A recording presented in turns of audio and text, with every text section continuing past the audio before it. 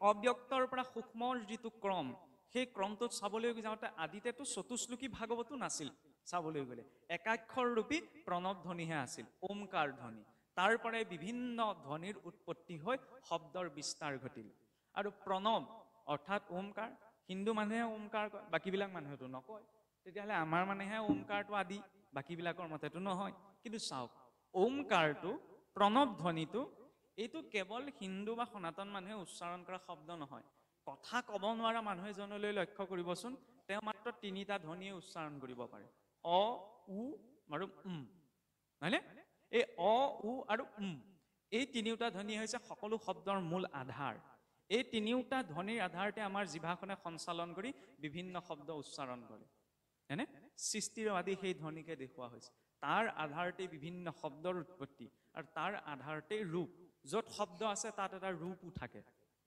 হয়নে কৃষ্ণ বুলি কোৱাৰ লগে লগে সেইবাবে কৃষ্ণৰ এটা ৰূপ আছে ৰাম বুলি কোৱাৰ লগে লগে ৰাম এটা ৰূপ আছে যি নামত ৰূপ নাই সেই নাম নহয় হয়নে মহাপুৰুষেও সেইবাবে লিখিছে বোলে মুখে বোলা ৰাম হৃদয়ে ধৰা ৰূপ এতেকে মুকুতি পাইবা কহিলু স্বৰূপ কৃষ্ণ বুলি কওঁতে যদি কৃষ্ণৰ ৰূপ নাই তেতিয়াহ'লে সেয়া কেৱল উচ্চাৰণ ৰাম বুলি কওঁতে যদি ৰামৰ ৰূপ নাই তেতিয়াহ'লে সেয়া কেৱল উচ্চাৰণ হৰি বুলি কওঁতে যদি হৰিৰ ৰূপ নাই তেতিয়াহ'লে সেয়াও কেৱল উচ্চাৰণ কাৰণ কেৱল যদি উচ্চাৰণ কৰা যায় মনেৰে চিন্তা কৰা নাযায় মনেৰে চিন্তন কৰা নাযায় সি কেতিয়াও সাৰ্থক হ'ব নোৱাৰে এতিয়া এই দশলক্ষণৰ কথা ক'বলৈ যাওঁতে শ্ৰীমদ ভাগৱত আদিতে যেতিয়া আপোনালোক সকলোৱে জানে নিশ্চয়কৈ প্ৰভু ঈশ্বৰে কালি সেই কথা উল্লেখ কৰি গৈছে শ্ৰীনাৰায়ণে যেতিয়া ব্ৰহ্মাদেৱক পোনপ্ৰথম ভাগৱত দিছিল তাৰ আধাৰতে আচলতে সোমাই আছে আমাৰ মনুষ্য জীৱনৰ প্ৰতি প্ৰথমটো উপদেশ নাৰায়ণৰ দ্বাৰা হয়নে আমি সেইটো সংস্কৃতিৰ লোক যিটো সংস্কৃতিয়ে স্বয়ং ঈশ্বৰৰ পৰা উপদেশ লৈছে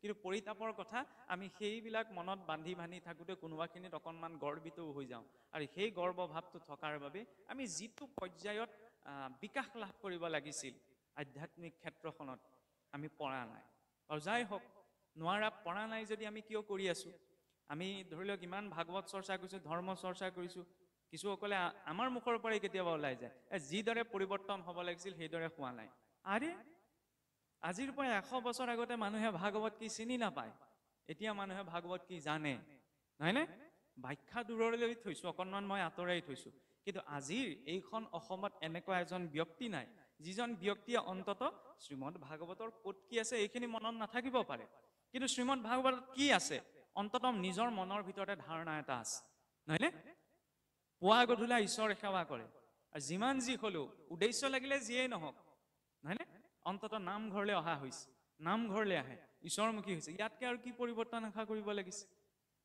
ভক্তজনৰ এইটো প্ৰকৃতি বা ঈশ্বৰে যি ৰূপত দিয়ে তাতেই তুষ্ট হোৱা আমি সমাজ সাংঘাতিক ৰূপত পৰিৱৰ্তন কৰিব নোৱাৰো নহয়নে কাৰণ সমাজৰ চিন্তাধাৰা ব্যক্তিৰ ওপৰত নিৰ্ভৰশীল নহয় আমি নিজক পৰিৱৰ্তন কৰিব পাৰো নিজৰ পৰিৱৰ্তনে চাৰিওকাষটো পৰিৱৰ্তন ফুলপাহিত যেতিয়া গোন্ধ আহে ফুলপাহিত তেতিয়া মৌমাখিক নিমন্ত্ৰণ দিব নালাগে হয় জানো যদি গোন্ধ আছে তেতিয়াহ'লে মৌমাখি 1000 মাইল দূৰৰ পৰা হ'লেও উৰি আহিব আমি নিজক ঠিক কৰিব পাৰো নিজে যদি ঠিকে থকা যায় ভালখিনি নিজৰ প্ৰতি আকৰ্ষণ হ'বই বেয়াখিনি নিজৰ পৰা আঁতৰি যাবই আৰু যদি মই নিজকে বেয়া কৰি লওঁ তেতিয়াহ'লে ভালৰ মাজত থাকিও বেয়াখিনিহে মোৰ প্ৰতি আকৰ্ষিত হ'ব বেয়াখিনিহে মোৰ জীৱনলৈ আহিব নহয়নে ভাগৱতৰ যাত্ৰাটো হৈছে সেইবাবে অন্তৰকেন্দ্ৰিক যাত্ৰা পোনপ্ৰথমতে ব্ৰহ্মাদেৱে বাহ্যিকভাৱে ধৰ্মক বা আধ্যাত্মিকতাক লৈছিল ব্ৰহ্মাদেৱ সৃষ্টিৰ প্ৰথম জীৱ নহয়নে আৰু সেই সৃষ্টিত সেইবাবে আমি বান্দৰৰ পৰা বিকাশ হোৱা নাই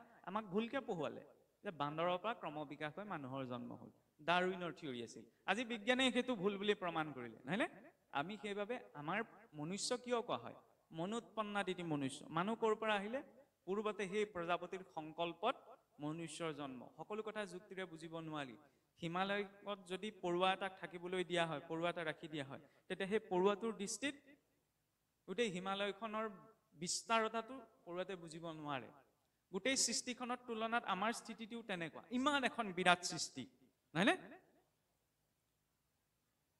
ইমান হাজাৰ হাজাৰ সৌৰ জগত আছে তাৰকা ৰাজ্য আছে হাজাৰ হাজাৰ তাৰকা ৰাজ্যৰ ভিতৰত হাজাৰ হাজাৰ সৌৰ জগত আছে আৰু হাজাৰ হাজাৰ সৌৰ জগতৰ ভিতৰত বহুত গ্ৰহ আছে আমাৰ নিজৰ সৌৰ জগতখনৰহে 8টা গ্ৰহ তাকে চাবলৈ গ'লে যেনিবা 9টি, অন্য সৌৰজগতটো তাতোতকৈ বেছি গ্ৰহ আছে, কিন্তু ইমানবিলাক গ্ৰহৰ ভিতৰত মাত্ৰ এটা গ্ৰহৰ, নহয়নে, 200খন দেশৰ, এখন ৰাজ্যৰ এটা প্ৰান্তৰ, এটা চুকৰ, এখন গাঁৱত আপুনি মই বহি আছো, কিমান সূক্ষ্ম। গতিকে ইমান সূক্ষ্মতাত বহি থকা এই জীৱটোৱে ইমান বিৰাট সৃষ্টিখনৰ বিশালতাটো বুজিব পাৰিবনে? নোৱাৰে। কিন্তু আমি ভ্ৰম কৰোঁ যে আমি বুজিব পাৰিম, জানিব পাৰিম। সেইখিনিতেই অকণমান অহংকাৰটো, অহং যে ধন টকা পইচা এইবিলাকত উপজে এইটো জৰুৰী নহয়, বিদ্যা প্ৰবৃত্তিটো অহং উপজে, হয়নে? মই মাজতে অকণমান অপ্ৰাসংগিক যদিও কাহিনী এটা কৈছোঁ। নাথসকলৰ দুজন প্ৰধান গুৰু আছিল, গুৰু গোৰক্ষনাথ আৰু মৎস্যেন্দ্ৰনাথ। এদিন কি হৈছিল, সেই মৎস্যেন্দ্ৰনাথ আৰু গোৰক্ষনাথ ৰাস্তাইদি গৈ আছিল। গৈ থাকোঁতে গুৰু মৎস্যেন্দ্ৰনাথে কি কৰিলে, বাটতে কি পালে, ভঙা গছৰ ডাল এডাল লৈ পেলাই এই গুৰু গোৰক্ষনাথৰ মূৰতে 2 কোব লগাই দিলে। তাৰপৰা 2 কোব লগোৱাৰ পাছতো গোৰক্ষনাথে একো নকলে, গৈ আছে আৰু গুৰুৰ লগত। তাৰপৰা তাকে দেখি পেলাই বৰ সহনশীলতা দেখুৱাইছে বুলি আকৌ 2 কোব লগাই দিলে। তাৰপৰা 2 কোব লগোৱাৰ পাছত যেতিয়া গুৰু অকণমান অস্বস্তি হ'ল, বুলিব মই ইয়াক লাঠিডাল লৈ বিনা কাৰণত মই মৰি আহিছোঁ, ই কিয় একো প্ৰত্যুত্তৰ দিয়া নাই। তাৰপৰা গুৰুৰ চৰণত ধৰি ক'লে যে গুৰুজন, আপোনাৰ কৃপাত আপুনি যিটো পৰীক্ষা কৰিবলৈ মোক মাৰিছে সেইটো কেতিয়াবাই মোৰ পৰা গুচি গ'ল। অৰ্থাৎ আপোনাৰ কৃপাত, এইটো কোৱা নাই যে মই নিজে সাধনা কৰি ভক্তি কৰি সামৰ্থ্যৱান হ'ম, গুৰু কৃপাত আপুনি যাক পৰীক্ষা কৰিছে সেইটো কেতিয়াবাই গুচি গ'ল। কাক পৰীক্ষা কৰিছে? অহংকাৰক, নে মই সহনশীল বুলি। তেতিয়া সেই বুলি কোৱাৰ লগে লগে আকৌ 2 কোব লগাই দিয়ে। কথাটোত অকণ পাক আছে, অকণ ভাবি চাব আৰু, নহয়নে? তাৰপিছতে আৰু 2 কোব মৰাৰ পাছত এতিয়া ক'লে বোলে মূৰ্খ, বোলে এতিয়া এইটোতো ভিতৰত আছে যে মোৰ ভিতৰৰ পৰা যে অহংকাৰ গুচি গ'ল, সেইটোতো এক প্ৰকাৰ অহংকাৰ, নহয় জানো? অহংকাৰটো কিমান উচ্চ পৰ্যায়লৈকে থাকেগে চাওকচোন, যে মোৰ অহংকাৰ নাই, মোৰ অভিমান নাই, এইটো এক প্ৰকাৰ অহংকাৰ। যেনেকে আমি কওঁ বোলে যি দিছে ঈশ্বৰে দিছে, আমিনো কোন আৰু, এইখিনি সকলো ঈশ্বৰে কৰাইছে। আমি অকণমান ক্ৰিটিকেলি অহংকাৰটো প্ৰকাশ কৰোঁ। কোনে কৰিছে? এই অধমেই, এই অধম বুলি নিজকেইটো কৈছো ন, এইটো অকণমান ক্ৰিটিকেল অহংকাৰ। গতিকে অহংকাৰটো এনেকুৱা নহয় যে কেৱল ধন টকা পইচা সংসাৰখনতেই জড়িত হয়, বহুত উচ্চ পৰ্যায়লৈকে এইটো থাকেগে। তাৰ পৰাতো 3টা গুণৰ প্ৰকাশ হৈছে, সত ৰজ তম 3 গুণ। যাই হওক, এতিয়া ব্ৰহ্মাদেৱক যেতিয়া নাৰায়ণে ক'লে যে তুমি সৃষ্টি আৰম্ভ কৰা, মানে এই আদেশটো পোৱাৰ পাছতে ব্ৰহ্মাদেৱে ভাবিলে মই আজ্ঞা পালোৱেই যেতিয়া আৰু কি লাগিছে। এই কথাটো ভাবিয়ে যেতিয়া সৃষ্টিখন নিৰ্মাণৰ কামত আৰম্ভ কৰিলে, পোন প্ৰথমতে তেওঁ বোলে ভুলবশতঃ কি সৃষ্টি কৰি পেলালে? অবিদ্যা। ঈশ্বৰৰ ইচ্ছাত ব্ৰহ্মা সৃষ্টি আৰম্ভিলা, পঞ্চপৰ্বা অবিদ্যাক হৰিষে সৃজিলা। নাৰায়ণৰ আজ্ঞা লৈ ব্ৰহ্মাদেৱে কি কৰিলে? সৃষ্টি আৰম্ভ কৰি পঞ্চপৰ্বা অবিদ্যা, তম মোহ মহামোহ তামিশ্ৰ আৰু অন্ধ তামিশ্ৰ। অবিদ্যা বুলি কওঁতে সাধাৰণ মানুহ এজনেও জানে যে বেয়া কিবা এটা সৃষ্টি হৈছে, অবিদ্যা, হয়নে? তেতিয়া ব্ৰহ্মাদেৱ অলপ চিন্তিত হৈছে যে নাৰায়ণে মোক সৃষ্টি কৰিবলৈ ক'লে, প্ৰথমে মই অবিদ্যা প্ৰকট কৰি পেলালো, তেতিয়া তেওঁ বিমূৰত পৰিছে। তেতিয়া তেওঁ পৰিস্থিতিটোৰ সন্মুখীন হৈছে যে মই সৃষ্টি কৰিবলৈ সামৰ্থ্যৱান নহওঁ। মানুহক যেতিয়া শক্তি দিয়া যায়, মানুহক যেতিয়া ক্ষমতা দিয়া যায়, হয়নে, সেইখিনি সময়ত লাগে যে মই পাৰিম, মই কৰিম, এই চিন্তা নাই। কিন্তু যেতিয়া পৰিস্থিতিটোৰ সন্মুখীন হোৱা যায়, তেতিয়া বাস্তৱিকতাটো সন্মুখলৈ আহে যে মই যিদৰে ভাবিছিলো তেনেদৰে সকলো নহয়। সৃষ্টিৰ আদিতে সেইটো দেখুৱাইছে। ব্ৰহ্মাদেৱে নিজেই ভাবিলে, ক'লে যেতিয়া চিন্তা নাই, এতিয়া মই আৰম্ভ কৰি দিওঁ। কি কৰিলে? অবিদ্যা প্ৰকট কৰিলে। তাত কি দেখুৱাইছে? আজ্ঞা লৈছে, হয়নে? আমাৰ জীৱনতো কিবা এটা কাম কৰিবলৈ আজ্ঞা থাকিব পাৰে, শক্তি থাকিব পাৰে, সামৰ্থ্যতাও থাকিব পাৰে, গুণো থাকিব পাৰে, মৰ্যাদাও থাকিব পাৰে। কিন্তু এই সকলোবিলাক থকাৰ পাছত যদি মাৰ্গদৰ্শনটো নাথাকে, তেতিয়াহ'লে লাভ নাই। ব্ৰহ্মাদেৱৰ আজ্ঞাও আছিল, কিন্তু আজ্ঞাই মানে মাৰ্গদৰ্শন নহয়, হয়নে? আজ্ঞা মানে কামটো কৰিবলৈ অনুমতি, কিন্তু কামটো কিদৰে কৰিব সেইটো হৈছে মাৰ্গদৰ্শন। গতিকে মানুহৰ জীৱনতো আমি শক্তি, মান, মৰ্যাদা, সামৰ্থ্যতা এইবিলাক গোটাই ল'ব পাৰোঁ, কিন্তু যেতিয়ালৈকে জীৱনত এটা সঠিক মাৰ্গদৰ্শন লোৱা নাযায়, তেতিয়াহ'লে যোগ্য ব্যক্তিজনেও অযোগ্য কৰ্ম এটা কৰিব। ব্ৰহ্মাদেৱটো কোনো ফালৰ পৰা অযোগ্য নহয়, কিন্তু প্ৰথমতে অবিদ্যা কিয় প্ৰকট কৰি পেলাই? কাৰণ মাৰ্গদৰ্শনটো তেওঁ লোৱাই নাই, হয়নে? সৃষ্টিৰ আদিতে সেইটো দেখুৱাইছে। গতিকে মনুষ্য জীৱনতো এটা মাৰ্গদৰ্শন লাগে। মোবাইলটো বেয়া হ'লে মোবাইলৰ লগত মেনুৱেল এখন থাকে, ফ্ৰিজটো কিনিবলৈ গ'লে তাতো মেনুৱেল এখন দিয়ে, নহয় জানো? কোনটো পাৰ্টত কি লিখা থাকে সেইখন চাই অন্তত বুজি ল'ব। আমাৰ মনুষ্য জীৱনৰতো এখন মেনুৱেল লাগিব ন। দৰৱটো খাওঁতেও এখন প্ৰেছক্ৰিপশ্যনৰ আপোনাৰ বিধিমতে আপুনি মই খাওঁ। গতিকে জন্মৰ পৰা মৃত্যুলৈকে ইমান এটা দীঘলীয়া জীৱন যাপন কৰিছোঁ, বিনা মাৰ্গদৰ্শনত যাপন কৰিলেই হ'বনে? এই বোলে কোনে এইবিলাক কথা চিন্তা কৰি থাকে? এবাৰহে মানুহ হৈছোঁ, খাব লাগে আৰু জীয়াই থাকিব লাগে। খাব লাগে, জীয়াই থাকিব লাগে, কিন্তু কি খাব লাগে তাৰ প্ৰতিটো সতৰ্কতা লাগিব। কি কৰিব লাগে, নহয়নে? বোলে ভোগ কৰিবলৈহে জীৱনটো পাইছোঁ, হয়, ভোগৰ বাবে শৰীৰটো পোৱা গৈছে, কিন্তু ভোগ বুলি কেৱল কিবা সোপা খাই হাই হুলস্থুল কৰি ইত্যাদিয়ে ভোগ নহয় নহয়। ভাল বস্তুটো ভোগ কৰিব পৰা যায়, যায় নে নাযায়? ভাল কথা শুনি, ভাল কথা পাতি, ভাল কাম কৰি, ভাল চিন্তা কৰি, এইখিনিতো ভাল ভোগ, নহয়নে?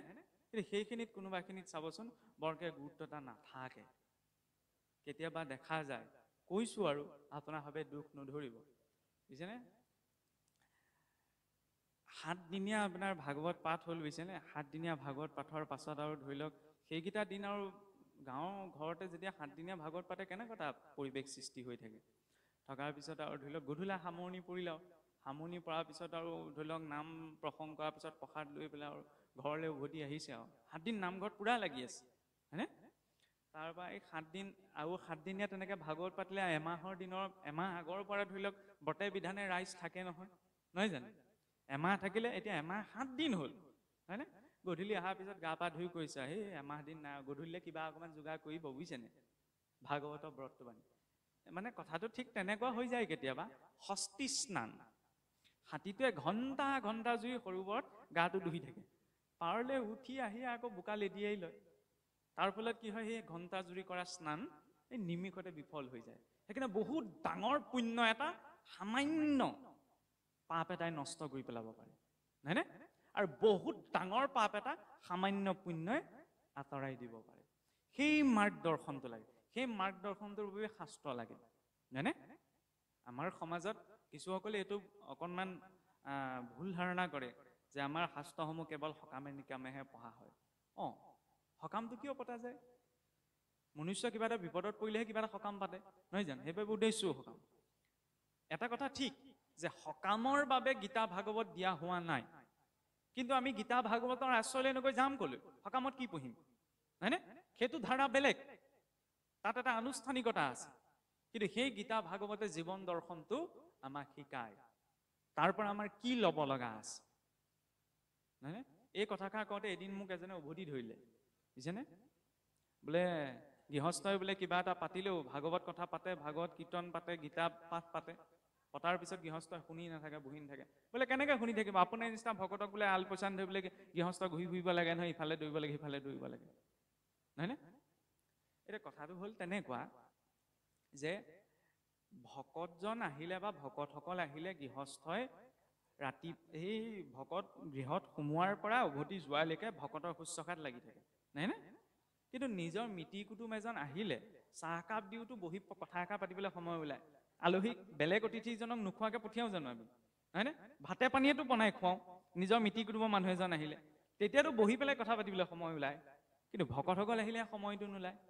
আৰু ভকতে কি গৈ গৈ খাওঁ খাওঁৱে কৰি থাকে নি? নহয় নহয়। আপুনিও যদি মোৰ ঘৰলৈ ভকত ৰূপত যায়, অকল খাওঁ খাওঁৱে কৰি থাকিব নাথাকে নহয়, নহয়নে? সেইটো এটা নিৰ্দিষ্ট সময়। কিন্তু যেতিয়া বোলে কিবা এটা ভাল কথা আলোচনা হৈছে, নামষাৰ প্ৰসংগ কৰিছে, নথকা থাকিব নোৱাৰা সকল নালাগে, সকলোতো থাকিব নোৱাৰে ন, কিন্তু যিকেইজন উপস্থিত আছে তাত অন্ততঃ সেইকণ সময় ঈশ্বৰক দিয়াটো প্ৰয়োজন। কাৰণ মোৰ কথা শুনিলে দুখ নাই, মই মোৰ দৃষ্টিকোণৰ পৰা কৈছোঁ, নহয়নে? ইয়াত মোৰ দৃষ্টিটো জড়িত হৈ আছে। কিন্তু ভগৱান আপোনাৰ ঘৰত কথা গৈ যদি মই আপোনাৰ কথাত গুৰুত্ব এটা নিদিওঁ, আপুনিতো মোক ভাল নাপায়। গতিকে ভগৱানৰ ঘৰখন পাতিলেও ভগৱানৰ কথাতেই যদি গুৰুত্ব এটা নিদিওঁ, ভগৱানেও ভাল নাপাব। তেওঁক যিমান গুৰুত্ব এটা দিওঁ সিমানে আমিও গুৰুত্ব এটা পাম। আমি তেওঁক যিমানে গুৰুত্ব এটা নিদিম, আমাৰ জীৱনতো আমাৰ গুৰুত্বহীনতাটো প্ৰকাশ হৈ গুচি যাব। আৰু চাবলৈ গ'লে আমিও গুৰুত্বহীন, আমি গুৰুত্বতা দিবলগীয়া আমাৰ যোগ্যতাই নাই। আমি সংসাৰত কৰিছো কি? একো কৰা নাই নহয়, চব লৈছো এইটো ভ্ৰমত যে সকলো মোৰ, গোটাই লোৱাখিনি মোৰ, কিন্তু লগত একো লৈ যাব নোৱাৰো, নহয় জানো? মোকে এতিয়া ধৰি লওক, মই ইয়ালৈ আহোঁতো ভালতকৈ ভাল চুৰি এখন পিন্ধি আহিছো, নহয় নে? অকণ ভাল কাপোৰ এখন লৈ আহিছো, মোক ধুনীয়া দেখক বুলি, ভাল দেখক বুলি, কিন্তু সেইটোতো এটা ভ্ৰম, নহয় নে? সেইকাৰণে এই যে কয় হাতীৰ দাঁত দুটা থাকে, এটা খোৱা দাঁত, এটা দেখুওৱা দাঁত। খোজ কাঢ়িবলৈ ভৰি দুটা দিছে, হয়নে? নকৰিলেও নহব। সেইকাৰণে খালি তাৰ মাজত সংযমৰ বেলেঞ্চটো লাগে, হয়নে? কথাবিলাক একেখিনি কথাই, মই ইয়াত আজি কোনো নতুন কথা নকওঁ, যিখিনি কথা কম সেইখিনি আপোনালোকে ইতিমধ্যে জানে, কিন্তু বাৰে বাৰে তাক ৰিপিট কৰা যাব। কিয়? টিভিত যেতিয়া মেৰিগলৰ এডভাৰটাইজটো দেখুৱাই থাকে, মেৰিগল বিস্কুট কোনে চিনি নাপায়?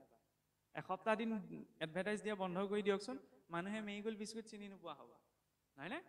গতিকে কথাবিলাক আমি পতককে পাহৰি থাকো, ভুলতে বেয়া মাতটো ওলাই যায়, কিন্তু ভুলতে আকৌ ঈশ্বৰৰ নামটো নোলায় নহয়। ক'ৰবাত শুনিবলৈ পাব জানো? ভুলতে বেয়া মাতটো ওলাই গ'ল, ভুলতে কৃষ্ণ বুলি ওলাই গ'ল, ভুলতে ৰাম বুলি ওলাই গ'ল, কাৰো মুখত নুশুনে। সমস্যাটো যে সেইখিনিত আছে, সেইবাবে বাৰে বাৰে শ্ৰৱণমটো গুৰু পূৰ্বম, প্ৰথমতে গুৰু মুখে শুনাত শক্তি আছে। ভাওনা বচনখন কোনেও লিখি লিখি মুখস্থ নকৰে, দেখিছে জানো? ইমান দীঘল দীঘল বচন থাকে, 23 কোচ 32 কোচ, কোনো ব্যক্তিয়ে আজিলৈকে ভাওনা বচন লিখি লিখি মুখস্থ কৰা দেখা নাই, নহয়নে? তাত বয়সৰ পাৰ্থক্যও নাহে, কিন্তু কিতাপখন আকৌ 2-3 বাৰ পঢ়াৰ পাছতো মনত নৰয়। লিখি লিখি আৰু প্ৰেক্টিচ কৰক, পৰীক্ষা হলত গৈ পাহৰি থকা যায়, হয়নে? পঠনতকে শ্ৰৱণত বেছি শক্তি আছে, হয়নে? হিন্দী গান, ইংৰাজী গান বুজি নাপাব পাৰে, গুণগুণাই থাকোতে সুৰে আহোঁতে মানুহে জনা হৈ যায়, গাব পৰা হৈ যায়। কিয়? আগতেতো আমাৰ এতিয়াও আছে কিছু গাঁও অঞ্চলত এনেকুৱা কিছুসকল ককা আইতা আছে, তেওঁলোকৰ সন্মুখত যদি কীৰ্তন আৰু ঘোষাভাগ মেলি দিয়া যায়, তেওঁলোকে সন্মুখত লৈ পঢ়িব নোৱাৰে, কিন্তু সেই সমস্ত কীৰ্তন আৰু নাম ঘোষাভাগ তেওঁৰ কণ্ঠস্থ আছে। এনেকুৱাওতো আছে। কেনেকে কণ্ঠস্থ হ'ল? শুনি শ্ৰৱণ। সেইকাৰণে শুনিব লাগে। শ্ৰৱণ 3টি পৰ্যায়ত হয়। প্ৰথম হৈছে অধম শ্ৰৱণ, এইফালে শুনিলে ইফালে উলিয়াই দিয়ে, এইটো অধম শ্ৰৱণ। কিন্তু অধম শ্ৰৱণটো দলিয়াই পেলাব নালাগে, অধম শ্ৰৱণো মানুহৰ প্ৰয়োজনীয়তা আছে। আমি পটককে ধৰিলে অধম শ্ৰৱণ দৰকাৰ নাই দলিয়াই দিওঁ, নহয়। অধম শ্ৰৱণৰ প্ৰয়োজনীয় কোনখিনিত আছে?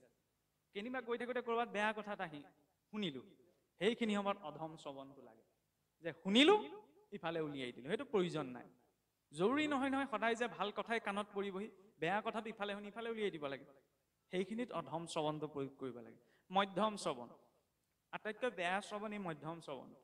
শুনে, মই শুনিলো, মনতো থাকিলে, কিন্তু মই একো আচৰণ নকৰো, এইটো মধ্যম শ্ৰৱণ। আৰু এই মধ্যম শ্ৰৱণত গুৰুত্বতা ক'ত দিয়া হয়? শাব্দিক জ্ঞানত। যিমান পাৰো মই জানিব বিচাৰো, এইটো ভাটৌৰ শিক্ষা বুলি যে কয়। মই ঢেৰ শাস্ত্ৰ পঢ়ি লাভ নাই যদি মোৰ আচৰণত নাই। সেইবাবে কোৱা হৈছে শব্দ ব্ৰহ্ম নিষ্ণাতো নিষ্ণাতো পচেয়তি সমন্তস্য শ্ৰুতফলম হব্যধেনু ৰক্ষিত পৰম।